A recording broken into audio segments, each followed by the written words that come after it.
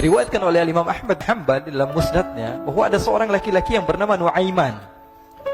Ini Nuaiman di kehidupan Rasul sallallahu alaihi wasallam ada orang yang seperti itu gitu.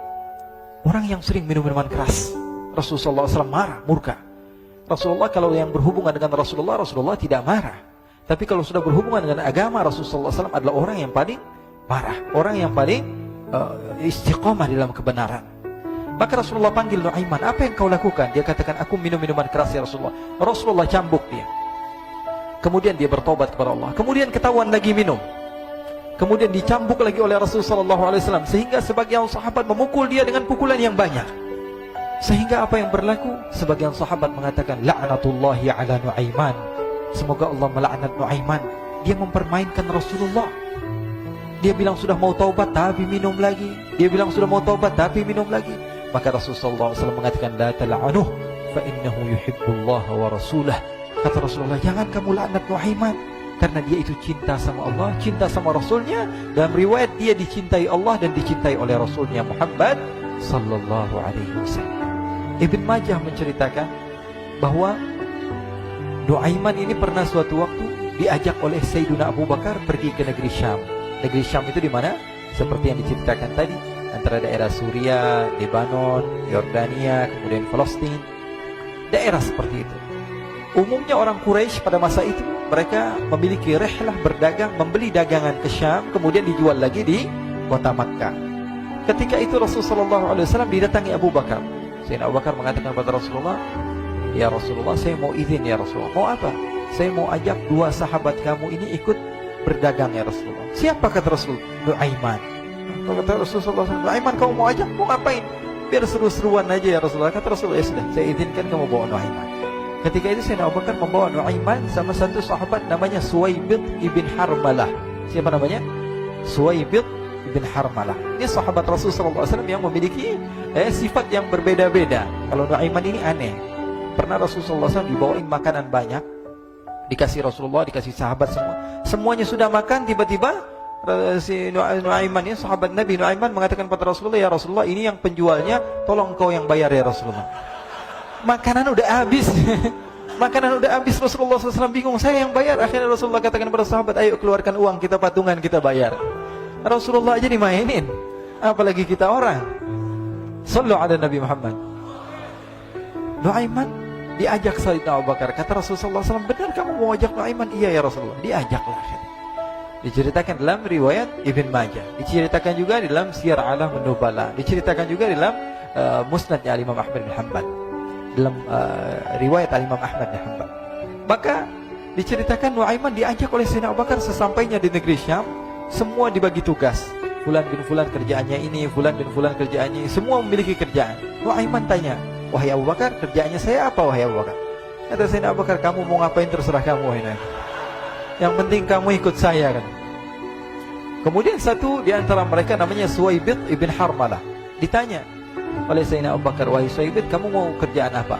Kata Suwaibid, terserah kamu wahai Abu Bakar. Kata Sayyidina Abu Bakar, kamu menjaga makanan, karena saya tahu kamu ini adalah orang yang senantiasa menjaga amanah. Suwaibid ini kalau disuruh maju dia maju, disuruh mundur dia mundur, disuruh ke kanan dia ke kanan, disuruh ke kiri dia ke kiri. Orang yang ikut aja. Kalau Nuaiman beda, disuruh maju dia ke belakang, kasih sen kanan ke kiri belok. Nuaiman itu orang yang berbeda. Maka Suwaibid mendapatkan tugas, semua mendapatkan tugas kecuali Nuaiman. Sehingga ikhwani, apa yang berlaku, apa yang terjadi? Sayyidina Abu Bakar pergi sibuk dengan kesibukannya, sehingga datanglah waktu siang. Nuaiman sudah lapar. Nuaiman cari makanan. Dia nggak punya uang, diajak Sayyidina Abu Bakar tapi tidak diberikan uang. Sehingga dia cari-cari makanan. Dia tahu Suwaibid yang jaga makanan, dikatakan, wahai Suwaibid, saya mau makan, berikan kepada saya satu roti saja. Yang terpenting apa? Saya makan sekarang, saya sudah lapar. Kata Suwaibid, ya Allah Nuaiman, kita tunggu Abu Bakar saja sehingga dia datang, karena ini amanat. Amanat dari Abu Bakar, saya tidak boleh berikan kepada siapapun kecuali atas izin Abu Bakar. Kata Nuaiman, kasih saya makanan, kalau tidak saya bikin masalah sama kamu. Merah wajahnya Suwaibid, karena dia tahu, jangankan saya, Rasulullah aja dimainin. Bingung, apa yang yang harus saya lakukan? Akhirnya Nuaiman bilang, gampangannya aja, kata Nuaiman, kamu kasih saya makanan, atau kalau tidak saya bikin masalah sama kamu. Bingung Suhaib pikir panjang. Setelah itu dia katakan, ya sudah Nuaiman, saya tetap mau jaga amanah Abu Bakar, karena saya takut ini adalah perintahnya Allah, perintahnya Rasulullah SAW, dan perintah daripada Abu Bakar sahabatnya Nabi. Kata Nuaiman, kalau memang begitu kamu maunya, ya sudah, berarti kamu ngajakin berantem sama saya. Nuaiman pergi ke pasar. Dia cari-cari tempat penjualan hamba sahaya. Dia lihat-lihat beberapa hamba sahaya. Ini berapa harganya? Ini katanya 10 qalanis. Ini berapa? Ini harganya, hitungan orang zaman dahulu, kita sih hitung seperti dirham, berapa ratus dirham gitu, 200 dirham. Yang ini berapa? 300 dirham. Yang ini berapa harga hamba sahaya? 300 dirham. Harganya antara 300, 200 sampai 100. Kemudian Nuaiman mengatakan kepada penjual hamba sahaya tersebut, saya punya juga hamba sahaya, tapi saya jual cuma 20 dirham saja, murah. Apa benar ada hamba saya harganya segitu? Iya, karena dia punya aib, ada kekurangan. Apa? Nanti kalau kalian tangkap, dia bakalan teriak, saya ini bukan hamba sahaya, tapi orang merdeka. Akhirnya semua orang berkumpul mau beli. Ini Nuaiman sama Nuaiman diajak ke Suhaib bin Harmalah tadi. Kata Nuaiman, itu ada orang yang berdiri sedang menjaga makanan, itu hamba sahaya saya, tangkap saja. Oh, baik. Diberikan uang 20 dirham, dimasukkan oleh Nuaiman ke kantongnya, kemudian Suhaib ditangkap. Ketika ditangkap, Suhaib teriak, saya bukan hamba saya orang merdeka. Maka orang-orang tersebut mengatakan, saya sudah tahu kekurangan kamu. Ini memang kekurangan kamu, memang kamu, tapi saya tidak perlu dengan bacot kamu, yang penting kerjanya kamu gitu. Ya kan hamba saya untuk apa? Untuk kerja. Mau dia ngomong apa, mau ngomel, terserah, yang penting dia mau kerja. Akhirnya ditangkaplah Suhaib dan dijual di pasar. Nuaiman punya uang banyak ini. Dia beli makanan, dia beli minuman, dia beli hadiah buat Rasulullah. Dia beli macam-macam di negeri Syam ini. Waktu itu adalah superpower, adidaya Romawi. Pada masa itu semua barang mahal, tapi Nuaiman banyak uangnya. Dia belanja ini, belanja itu, sehingga Sayyidina Abu Bakar pun pulang. Ketika Sayyidina Abu Bakar pulang, Sayyidina Abu Bakar cari, mana ini Suhaib? Kita semua sudah lapar. Kata Nuaiman dengan mudahnya dia mengatakan, sudah saya jual wahai Abu Bakar. Maka Sayyidina Abu Bakar bertanya, apa yang kau lakukan wahai Nuaiman? Diceritakan oleh Nuaiman dengan jujur. Nuaiman ini orangnya apa adanya, tapi nyusahin. Saya jual. Akhirnya dibawa oleh Nuaiman, Sayyidina Abu Bakar pergi ke mana? Ke pasar. Lalu dibeli lagi oleh Sayyidina Abu Bakar As-Siddiq Suhaib, yang tadinya orang merdeka menjadi hamba sahaya sebentar, kemudian dibeli lagi oleh Sayyidina Abu Bakar. Pulang ke Madinah, kisah ini diceritakan di hadapan Rasulullah SAW. Maka perawi mengatakan, fadhahikan nabiyyu hatta badat nawajiduhu. Ketika diceritakan kisah Nuaiman tersebut dengan Suhaib, Rasulullah tertawa sejadi-jadinya, sehingga gigi geraham Rasulullah SAW nampak di wajah mata para sahabat. Sehingga perawi lain mengatakan, 1 tahun berlalu Rasulullah, setiap ada tamu yang datang pada Rasulullah, Rasulullah akan ceritakan kisah Nuaiman menjual Suhaib tersebut.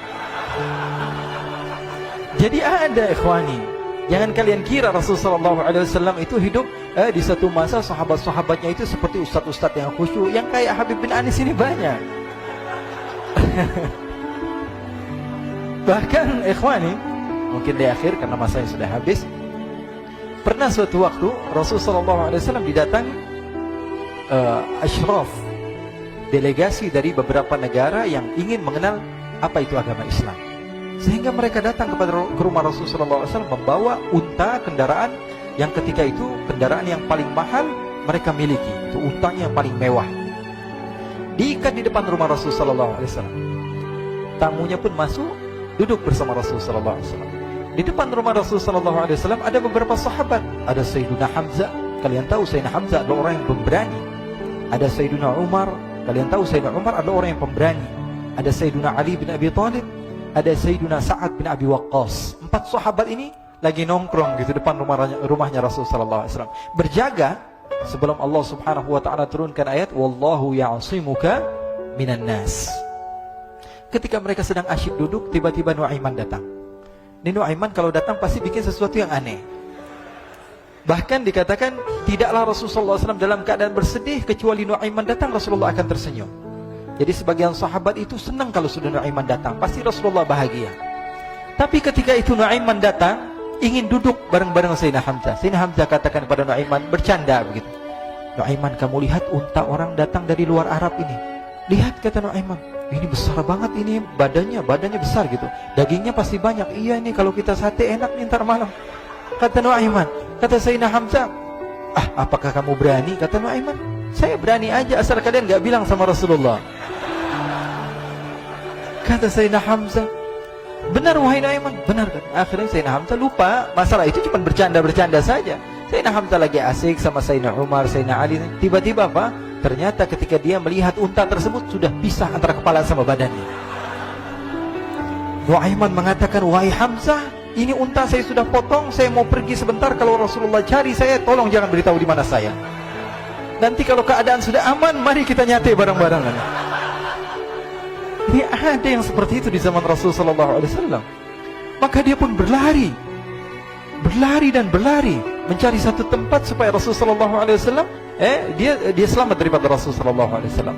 Sehingga Sayyidina Hamzah bingung, ini kalau Rasulullah keluar gimana? Ada Hamzah Asadullah, ada Ali bin Abi Thalib, ada Umar, gak bisa jaga kendaraannya, tamunya Rasulullah SAW. Akhirnya benar apa yang terjadi, ikhwani. Rasulullah SAW tamunya mau pulang. Ketika dia buka pintu tamu, melihat apa? Untanya sudah begitu. Mereka teriak, wa naqatah, unta kami, wahai Muhammad. Baru mau kenal Islam, unta kami, kendaraan kami sudah dibuang. Rasulullah SAW lihat Sayyidina Hamzah, lihat Sayyidina Ali. Mereka gak bisa ngomong, mereka hanya bilang apa? Nuaiman ya Rasulullah. Rasulullah perintahkan Sayyidina Umar, wahai Umar, sekarang kamu ambil uang, kemudian kamu gantikan, kemudian kamu berikan 2 kali lipat daripada harta unta ini, sehingga apa? Agama Islam tidak didengar dengan sesuatu yang tidak baik di luar sana. Akhirnya diberikan harta, diberikan unta yang baru dan diberikan harta yang lebih untuk orang tersebut, sehingga orang tersebut tidak menjelek-jelekan agama Islam. Kata Rasulullah SAW, dan sekarang waktunya kita balas dendam sama Nuaiman. Nuaiman ternyata berlari tempat yang jauh sampai hampir keluar dari kota Madinah. Dia dapatkan seorang sahabat Nabi yang hadir juga dalam peperangan Badar, namanya Al-Miqdad bin Al-Aswad. Siapa namanya?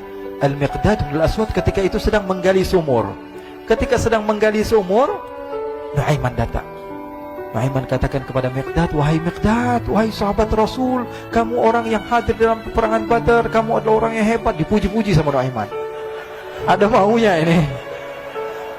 Akhirnya dia bilang, wahai Miqdad, tolong saya. Kenapa wahai Nuaiman, kamu ini kekasihnya Rasulullah, orang yang disayang sama Rasulullah. Kenapa?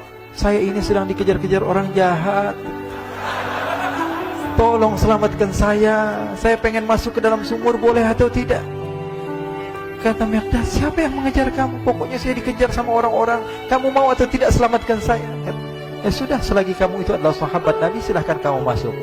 Masuk akhirnya Nuaiman ke dalam sumur tersebut. Lalu Nuaiman mengatakan, wahai Miqdad, dia keluar lagi. Nanti kalau ada yang cari saya, tolong jangan beritahu saya di dalam sumur ya. Kata Miqdad, baiklah.